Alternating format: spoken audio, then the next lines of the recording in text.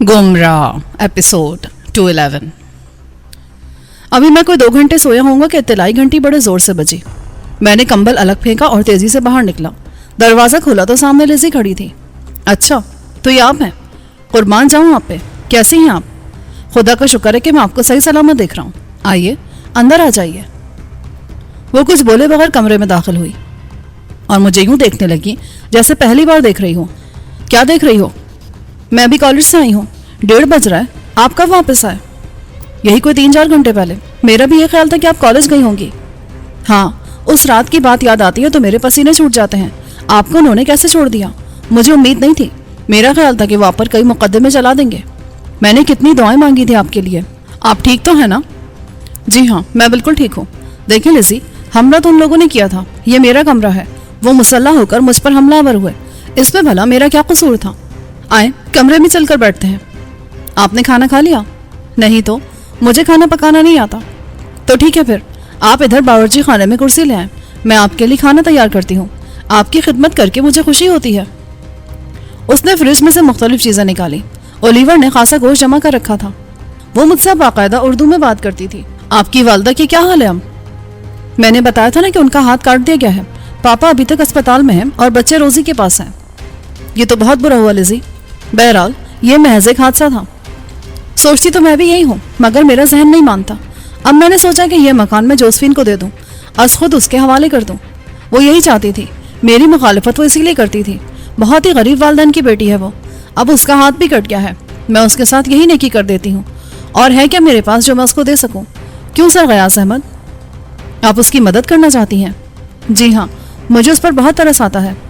तो इसमें इतना फिक्रमंद होने की क्या ज़रूरत है आपको? मैं उसे ढेर सारा रुपया दे सकता हूँ। आप इतनी भी गरीब नहीं रही हैं। क्या मतलब? यानी?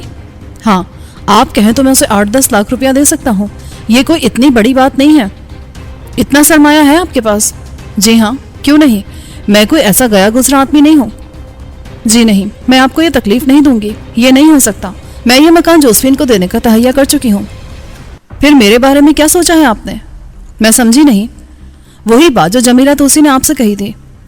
मेरा ख्याल है कि आप पहले मेरे पापा से बात करें। अगर वो ना माने तो फिर मैं कुछ और सोचूंगी। वैसे मेरा दिल कहता है कि अब मेरा यहाँ रहना नामुमकिन हो जाएगा। जोसेफिन मुझे कभी माफ़ नहीं करेगी और शायद पापा भी माफ़ ना कर सकें। बहुत तरफदारी करते हैं वो जोसेफिन की। ये तो और भी अच्छा है लिज़ी, हम फ़ौरन शादी कर सकते हैं। जी नहीं, हम एक दूसरे को अच्छी तरह समझने का मौका मिलना चाहिए। मैं इतनी उजलत की हामी नहीं हूँ। अलबत्ता हम मंगनी कर लेते हैं। शादी 4-6 महीने बाद कर लेंगे। 4-6 महीने? नहीं नहीं, ये तो बहुत लंबा वक्त है। ऐसा नहीं होना चाहिए। मैं खुद आर्थर से बात करूंगा। किसी आजमाइशी वक्त की ज़रूरत नहीं है। मुझे आप जिंदगी भर अपना हाथ बंधा गुलाम पाएंगे लिज़ी। मैं अंदर से बहुत ठोस और बहुत मजबूत आदमी हूँ। आपको धोखा दूँ तो समझे कि मैं अपनी माँ का बेटा नहीं हूँ। नहीं नहीं, ऐसी बात नहीं करते सर गयास। मुझे आप पर मुकम्मल एतमाद है। फिर भी आप पापा से बात ज़रूर करें, ये बहुत ज़रूरी है। ठीक है, मैं उनसे मिल लूँगा। कुछ ही देर बाद उसने खाना मेज़ पर लगा दिया और हम दोनों खाने में मसरूफ़ हो गए। वो भी अभी भूखी थी और सीधी मेरी तरफ चली आई थी। खाना ख़त्म करके वो काफ़ी देर तक मेरे पास बैठी रही, मगर वो तकल्लुफ़ जो हम दोनों में इब्तिदा से अब तक मौजूद था बराबर कायम रहा। उसको पुलिस वालों ने उस ड्रामे में इसलिए नहीं घसीटा था कि उसने उन्हें सारी हकीकत बता दी थी। शायद उसने ये एतराफ़ भी कर लिया था कि वो मुझसे मोहब्बत करती है। अगर ये बात ना होती तो ग्रेगरी मुझसे उसके बारे में कुछ ज़्यादा ही तफसील से मालूम करता। उसे भी यकीन था कि उसने उनसे सच्ची बात कही है। उसका फोन ही उनके लिए गनीमत था, वरना तो वो लोग शायद मुझे जाल में बांधकर सीधा किसी पहाड़ की चोटी पर ले जाते और समंदर में धक्का दे देते। मैंने कोई 4 बजे लिज़ी को बरामदे में उतार दिया। जाते हुए वो एक लम्हे को रुकी और बोली, आप आज पापा से बात ना करें। वो अच्छे मूड में होंगे तो मैं आपको बता दूंगी। और पहले इस पुलिस की मुसीबत से अपनी जान छुड़ाएं। इसकी वजह से मैं बहुत परेशान हो गई हूँ। इसका बंदोबस्त मैं कर लूंगा, आप बेफिक्र रहें। अच्छा, खुदा हाफिज। उस वक्त शाम के 6 बज रहे थे कि बाहर गेट पर किसी गाड़ी का हॉर्न चीखने लगा। मैंने बाहर निकलकर गेट खोला तो मुझे पुलिस जीप में ग्रेगरी, हेम्फ्रे और 2 आदमी और बैठे नजर आए। वो नीचे उतरे तो ग्रेगरी ने सलाम दुआ के बाद कहा, ये डॉक्टर अस्वालिद हैं और ये उनके असिस्टेंट है कॉपमैन। दरअसल हम आपका तिब्बी मुआयना करवाना चाहते हैं मिस्टर गयास। क्या आप हमें अंदर आने के लिए नहीं कहेंगे? क्यों नहीं, आइए। मगर मैं बीमार तो नहीं हूँ? जी नहीं, बीमार तो हम हैं। एक सवाल हमें बार बार परेशान कर रहा है कि आखिर आप पर गोली असर क्यों नहीं करती? क्या आप मुझे गोली मारकर देखेंगे? नहीं नहीं, हमारा मतलब ये नहीं है। वैसे आप ठीक कहते हैं, तजर्बा तो हमें यही करना चाहिए, मगर ऐसा हो नहीं सकता। क्यों डॉक्टर अस्वालिड, क्या आप इन्हें गोली मारकर देखेंगे? डॉक्टर और उसका असिस्टेंट हंसने लगे।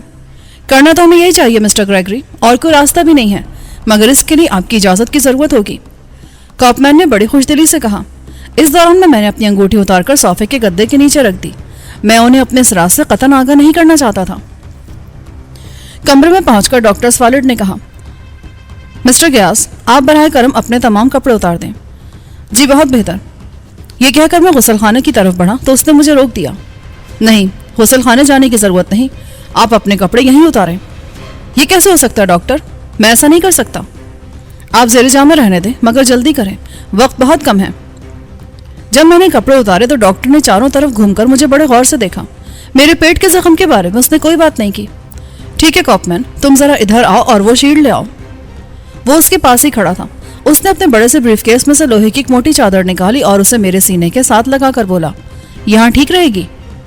اس نے چادر کے ساتھ لگے لکڑی کے دستے کو سیدھا کرتے ہوئے کہا، ہاں۔ مسٹر گریگری، ذرا ادھر آئیں اور دیکھ لیں کہ اس چادر میں سے گولی نہیں گزر سکتی۔ مجھے معلوم ہے مسٹر غیاس، میں اس چادر پر گولی چلا رہا ہوں، یہ بلٹ پروف چادر ہے، دیکھنا صرف یہ کہ میری گولی جام ہوتی ہے کہ نہیں۔ اس نے اپنا پستول نکال لیا، اور اگر آپ کا نشانہ چوک گیا تو؟ میں پریشان ہو گیا تھا، کوئی بھی حادثہ ممکن تھا۔ ایسا نہیں ہوگا، صرف آپ کے حوصلے کی ضرورت ہے۔ ٹھیک ہے، آپ گولی چلائیں۔ کاپمین، ذرا دھیان سے یہ دستہ پکڑ کے رکھنا، مگر ٹھہریں، یہ دستہ مجھے دے دیں، میں اسے خود پکڑوں گا۔ این اسی وقت برآمدے میں مجھے لیزی آتی دکھائی دی۔ اس کے پیچھے اس کے پاپا آرتھر تھے۔ اندر کا منظر دیکھ کر وہ حیران رہ گئی۔ حالت یہ تھی کہ گریگری نے پستول تان لیا تھا اور دستہ میں ابھی کاپمین کے ہاتھ سے نہیں لے سکا تھا۔ مجھے اس حالت میں دیکھ کر وہ اور زیادہ پریشان ہو گئی اور تڑپ کر اندر آ گئی۔ یہ کیا ہو رہا ہے؟ کیا یہ آپ کو شوٹ کرنا چاہتے ہیں؟ یہ میں کیا دیکھ رہی ہوں؟ آرتھر دروازے میں کھڑا رہ گیا۔ ہم اس پر ایک تجربہ کر رہے ہیں مس، اس شخص پر گولی اثر نہیں کرتی اور یہی بات ہم معلوم کرنا چاہتے ہیں کہ ایسا کیوں ہے۔ آپ نے انہیں بھی تجربے کا کوئی جانور سمجھ لیا ہے، میں اس کی اجازت نہیں دے سکتی، میں آپ کے خلاف پولیس کو اطلاع دوں گی۔ یہ مذاق نہیں ہے، آپ اس حرکت سے باز آ جائیں۔ آپ نے ان کو اس کی اجازت کیسے دے دی؟ آپ کی جان خطرے میں ہے سر، آپ سمجھ نہیں رہے۔ وہ میری طرف پلٹی۔ کوئی بات نہیں، یہ کام وہی جانے دیں۔ نہیں نہیں، میں ایسا نہیں ہونے دوں گی، وہ ہیضیانی کیفیت میں بولی۔ دیکھیں، یہ چادر بلٹ پروف ہے، گولی میں چلاؤں گا، انہیں کوئی گزن نہیں پہنچے گی، یہ میری ذمہ داری ہے مس، آپ ذرا دیر کے لیے سامنے سے ہٹ جائیں۔ کاپمین، دستہ پکڑے رہو۔ اور اگر کاپمین کی نیت بدل گئی تو؟ میں نے اپنا خدشہ ظاہر کیا، تو پھر میں اسے ادھر اپنے ہاتھ سے ہی گولی مار دوں گا، کوئی مذاق سمجھ رکھا اس نے۔ چلو دستہ مجھے دے دو اور پہلے آپ اس چادر پر الگ سے گولی چلا کر دکھائیں۔ میں نے وہ چادر اپنے ہاتھ میں لے لی اور اسے اپنے جسم سے کچھ فاصلے پر کر دیا۔ میرا ہاتھ اب پوری طرح کھل گیا تھا۔ گریگری نے یوں کیا کہ فوراً ہی چادر پر گولی چلا دی۔ معلوم یہ ہوا کہ وہ واقعی بلٹ پروف چادر تھی اور گولی اس پر اثر نہیں کرتی تھی۔ لیزی اور آرتھر حیرت زدہ ہو کر وہ تماشا دیکھ رہے تھے اور انہیں یہ کوفت ہو رہی تھی کہ آخر میں اس کے لیے راضی کیسے ہو گیا۔ وہ میری ذہنی حالت کو بھی شاید مشتبہ سمجھنے لگے تھے، مگر میں نے دل میں سوچا کہ یہ تجربہ ہو ہی جائے تو اچھا ہے۔ میں کہاں انہیں روز روز سمجھاتا پھروں گا کہ مجھ پر گولی اثر کیوں نہیں کرتی، میں ان کے لیے تماشا بن کے رہ گیا تھا۔ چند ہی لمحوں بعد میں نے وہ چادر اپنے سینے کے سامنے رکھ لی۔ گریگری نے ایک بار پھر ہاتھ بلند کیا، گولی چلی اور چادر پر لگ کر الٹ گئی۔ تجربہ کامیاب ہو چکا تھا۔ میں نے فوراً ہی چادر الگ رکھ دی، مگر گریگری کا ذہن کچھ اور ہی سوچ رہا تھا۔ پتہ نہیں اسے ان دو آدمیوں کی زبانی کچھ معلوم ہو چکا تھا جنہوں نے مجھ پر ہوٹل میں حملہ کیا تھا۔ میں نے ان سے کہا تھا کہ ایک تعویذ میرے پاس ہے، چھوٹے سے لاکٹ کی صورت میں، جو 2 سکھوں کے پاس رہ گیا تھا۔ شاید یہی بات گریگری کو کچھ اور سوچنے پر مجبور کر رہی تھی۔ اس نے پستول جیب میں رکھا اور میرے کپڑوں کی تلاشی لینے لگا، مگر جب اسے ان میں سے کچھ نہ مل سکا، ایک ایک جیب کی تلاشی لینے کے بعد پھر اس نے مجھے کپڑے پہننے کی اجازت دے دی اور مجھے گھورتے ہوئے اپنے مخصوص لہجے میں بولا، اس کا مطلب یہ ہے کہ؟ میں نے کہا ہے نا کہ میرے خدا کا خاص فضل ہے مجھ پر کہ گولی میرے جسم پر اثر نہیں کرتی، اور تجربہ بھی کر کے آپ نے دیکھ لیا ہے۔ چلیں ٹھیک ہے ڈاکٹر، میرا خیال ہے ہم ابھی تک کسی نتیجے پر نہیں پہنچ سکے۔ آپ کی پریشانی بیجا تھی مس، آپ نے دیکھ لیا کہ ہم انہیں کوئی نقصان نہیں پہنچانا چاہتے تھے۔ یہ کہہ کر اس نے ڈاکٹر اور اسسٹنٹ کو ساتھ لیا اور اسی وقت کمرے سے باہر نکل گیا۔ لیزی اور آرتھر ابھی تک وہیں کھڑے تھے۔ وہ بڑی مشکل سے اس صورتحال سے سمجھوتا کر سکے۔ آپ تشریف رکھیں مسٹر آرتھر، ادھر بیٹھ جائیں۔ آپ بھی بیٹھے نا مس لیزی، کیسے آئے ہیں آپ لوگ؟ اور آپ کی مسز کا کیا حال ہے؟ ٹھیک ہے مسٹر غیاس، ان کا ہاتھ کٹ گیا، وہ تو مجھے پہلے ہی پتا تھا کہ ڈاکٹر کچھ نہیں کر سکیں گے، زخم ہی کچھ ایسا لگ رہا تھا۔ آپ نے ایسا خوفناک پھندا گھر میں رکھا ہوا کیوں ہے؟ اس حادثے کا مجھے خود بھی بہت افسوس ہے۔ بہرحال جو ہو چکا وہ بدلا تو نہیں جا سکتا مسٹر غیاس، آپ بیٹھیں، میں آپ سے کچھ باتیں کرنا چاہتا ہوں۔ جی، بڑے شوق سے۔ آپ بھی بیٹھے نا مس لیزی۔ میں نے سگریٹ نکال کر آرتھر کو پیش کیا. جی نہیں شکریہ, میں سگریٹ نہیں لیتا. یہ تو بہت اچھی بات ہے مسٹر آرتھر, کاش میں بھی اس سے جان چھڑا سکتا. ویسے آپ کہنا کیا چاہتے ہیں؟ آپ نے اس روز فون پر مجھ سے بات کہی تھی. مجھے آپ کا انداز پسند نہیں آیا, مگر چونکہ آپ میری بیٹی سے ہمدردی کا اظہار کر رہے تھے اسی لیے میں نے گوارا کر لیا. ویسے یہ بتائیں کہ لزی کے بارے میں آپ کیا کہہ رہے تھے؟ بات یہ ہے مسٹر آرتھر, میں سیدھا اور کھرا آدمی ہوں, لگی لپٹی نہیں رکھتا. میں لزی سے شادی کرنا چاہتا ہوں. میری ان سے بات ہو چکی ہے. میرا خیال ہے کہ وہ بھی تیار ہیں. مجھے یہ بتاؤ بھائی کہ تم ہو کون؟ میرا مطلب ہے کوئی اجنبی لوگوں پر یوں ہی تو اعتبار نہیں کر لیتا. میری پاکستان میں چھوٹی سی زمینداری ہے, کچھ میرا اپنا کاروبار ہے. میں BA پاس ہوں اور ڈھیر سارا سرمایہ میرے پاس موجود ہے. میں نے ابھی تک شادی نہیں کی اور میرا خیال ہے میری عمر اب 27 سال ہو چکی ہے اور مجھے شادی کر لینا چاہیے. مگر لزی میں آپ کی اچانک اتنی دلچسپی میری سمجھ میں نہیں آئی. دیکھیں, لزی میں وہ ساری خوبیاں موجود ہیں جو کسی بیوی میں ہونی چاہیے. وہ حسین ہے, بے حد حسین, ایسی کہ شاید ہی اس شہر میں کوئی اس جیسی اور موجود ہو. اللہ نے اسے بڑی ذہانت عطا کی ہے. وہ اردو اور پنجابی بول لیتی ہے, سمجھ لیتی ہے. اس سے زیادہ مجھے اور کیا چاہیے؟ اچھا, اس کا کیا ثبوت ہے کہ آپ کے پاس ڈھیر سارا سرمایہ ہے؟ یہ تو کوئی مشکل مسئلہ نہیں ہے. $1,00,000 تو ابھی بھی میرے پاس موجود ہے. یہ دیکھیں, یہ ڈرافٹ ہے. کچھ چیزیں بیچی ہیں میں نے. یہ رقم اسی سلسلے کی کڑی ہے اور ابھی مجھے کئی رقمیں یہاں سے وصول کرنا ہے. میں نے ڈرافٹ اس کے سامنے رکھ دیا. ڈرافٹ پر نظر پڑتے ہی وہ ایک دم پریشان ہو گیا. اسے اٹھا کر وہ روشنی کے رخ پر رکھ کر اس کے مندرجات پڑھنے لگا, مگر پھر اس نے مجھے اپنی طرف متوجہ دیکھ کر ڈرافٹ میرے ہاتھ میں تھما دیا. اس کے چہرے کا رنگ مجھے حیران کر رہا تھا. وہ کسی گہری سوچ میں ڈوب گیا. یہ کس نے دیا آپ کو؟ میں نے یہاں قالینوں کی کھیپ بھیجی تھی. یہ رقم اسی سلسلے میں مجھے ملی ہے. ٹھیک ہے مسٹر غیاث, آپ اپنی بات تو کہہ چکے ہیں. اگرچہ لزی کے لیے ایک سے ایک اچھا رشتہ مجھے مل رہا ہے, مگر میں اس کی ذاتی پسند کو ترجیح دوں گا. یہ کہہ کر وہ اٹھ گیا. تو پھر کیا سمجھوں میں؟ مجھے کچھ سوچنے کا موقع دیں, میں وعدہ نہیں کر سکتا ابھی. چائے تو پیتے جائیں. نہیں, اس کی ضرورت نہیں ہے. آؤ لزی, چائے ان کے سامنے رکھ دو, یہ خود پی لیں گے. مگر یہ تو بڑی زیادتی کی بات ہے انکل آرتھر. لگتا ہے کہ آپ ناراض ہو گئے. دیکھیں, جب تک پولیس آپ کو کلیئر نہیں کر دیتی میں کوئی بات نہیں کر سکتا, اور اب مجھے یہ معلوم کرنا ہے کہ پولیس آپ کے بارے میں کیا سوچ رہی ہے. یہ کہہ کر اس نے زبردستی لزی کا ہاتھ پکڑا اور اسے کھینچتا ہوا کمرے سے باہر لے گیا. وہ بھی ایسی مٹی کی مادھو نکلی کہ اس کے ساتھ نکل کر فوراً ہی باہر چل پڑی. آرتھر نے اسے چائے کے برتن بھی اٹھانے نہیں دیے. میں شرمندہ سا ہو کر ان کے پیچھے برآمدے کی طرف لپکا, مگر وہ لان کا دروازہ کھول کر تیزی سے دوسری جانب چلے گئے. میرے کلیجے میں بل سے پڑنے لگے. یہ تو کوئی بات نہ ہوئی. وہ لزی جو بار بار میری طرف آتی تھی, اس سے اپنے والد کا ہاتھ بھی نہ جھٹکا گیا. کچھ تو اسے میرا خیال کرنا چاہیے تھا. اور یہ آرتھر کیا سمجھتا تھا مجھے؟ پولیس میرا کیا بگاڑ سکتی تھی؟ ساری بات میں نے انہیں بتا دی تھی, مگر اس کے باوجود میں تسلیم کر چکا تھا کہ میں ہیروئن کی اسمگلنگ کا ذریعہ بن چکا ہوں. آرتھر ٹھیک کہتا تھا, مجھے شاید ہی چھٹکارا مل سکے. وہ میرے خلاف مقدمہ ضرور درج کر چکے ہوں گے. میری قانونی حیثیت تو بہت ہی مشکوک ہو چکی تھی. اپنے پاؤں پر میں خود ہی کلہاڑا مار چکا تھا. اگرچہ اب کی بار انہوں نے میرے بیان پر دستخط نہیں لیے تھے, اس کی بھی انہیں ضرورت محسوس نہیں ہوئی ہوگی, مگر وہ کسی بھی وقت ایسا کر سکتے تھے. آرتھر ٹھیک کہتا تھا, وہ مجھے کبھی بھی کلیئر نہیں کریں گے. مرکزی کردار تو میں ہی تھا. انہوں نے ایک بہت بڑا برج گرا لیا تھا اور وہ خفیہ طریقے سے میری نگرانی کر رہے تھے, اس خیال سے کہ کچھ اور پرندے بھی شاید انہیں مل جائیں اور وہ انہیں موقع پر پکڑ سکیں, کیونکہ تھا تو میں اولیور کے مکان پر, اور اولیور کی حیثیت کا مجھے اچھی طرح علم تھا. میری سادگی دیکھیں, میں پولیس سے ہمدردی, مروت اور محبت کی توقع رکھتا تھا. حالانکہ مجھے معلوم ہونا چاہیے تھا کہ پولیس خواہ کہیں کی بھی ہو, وہ کبھی کسی کی دوست نہیں ہوتی. پاکستان میں اس بات کا مجھے بارہا تجربہ ہو چکا تھا, مگر پھر بھی میں نے ان پر اعتبار کر لیا. یہ میں نے کیا کر دیا باری تعالیٰ؟ آرتھر ٹھیک ہی سوچتا تھا. میں پولیس کے حربے کو سمجھ نہ سکا. میں نے سوچا تھا میں حق بات انہیں بتا دیتا ہوں. مجھے ان لوگوں نے زبردستی کریئر بنا کر امریکہ پہنچا دیا تھا اور میں اس کا اعتراف کر چکا تھا. آرتھر ٹھیک ہی سوچ رہا تھا اور اسے مجھ سے قطعاً کوئی ہمدردی نہیں تھی. این ممکن ہے کسی نے اسے میری کہانی بھی سنا دی ہو اور اس نے آرتھر کے سامنے مجھے اس طرح پیش کیا ہو کہ میرا چہرہ بہت ہی بھیانک دکھائی دیتا ہو. مگر وہ ڈرافٹ دیکھ کر وہ اس قدر پریشان کیوں ہو گیا تھا؟ آرتھر کا اس سے کیا تعلق تھا؟ کیا اسے معلوم تھا کہ وہ ڈرافٹ بنایا گیا ہے اور میرے لیے بنایا گیا ہے؟ مگر یہ کیسے ہو سکتا ہے؟ اس کا تو اس معاملے سے کوئی واسطہ ہی نہیں تھا. مگر کیا اولیور کو اپنا مکان اس نے یوں ہی دے رکھا تھا, یا اس کا اولیور سے کوئی تعلق تھا؟ یہ بڑا اہم سوال تھا, مگر اس کا جواب مجھے کوئی بھی نہیں دے سکتا تھا. ہر شخص نے اپنے چہرے پر نقاب ڈال رکھا تھا. پتہ نہیں آرتھر کا تعلق کس شعبے سے تھا. اس نے عمدہ قسم کی گاڑی بھی رکھی ہوئی تھی. وہ ایک ایسی نوجوان عورت بھی جس کے اخراجات بے حد و بے حساب تھے. یہاں تک کہ وہ اپنے 2 بچوں کو بھی ساتھ لے کر آئی تھی جن کی تمام ضروریات پوری کرنا آرتھر کی ذمہ داری تھی، اور اولیور یہ کہتا تھا کہ اس کے شہر میں ٹیکسیاں چلتی ہیں اور دواؤں کی ایک فیکٹری میں بھی اس کا حصہ ہے۔ میرا خیال ہے اولیور غلط کہہ رہا تھا، آرتھر کی اصل حقیقت کچھ اور تھی۔ مجھے معلوم کرنا تھا کہ وہ کس قسم کا آدمی ہے، مگر میرے ذرائع تو نہ ہونے کے برابر تھے۔ میرے دل میں آرتھر کی طرف سے ایک پھانسی چپ گئی تھی، اور اب وہ قتالہ، وہ آفت جہاں لزی بھی مجھے مشکوک نظر آنے لگی تھی۔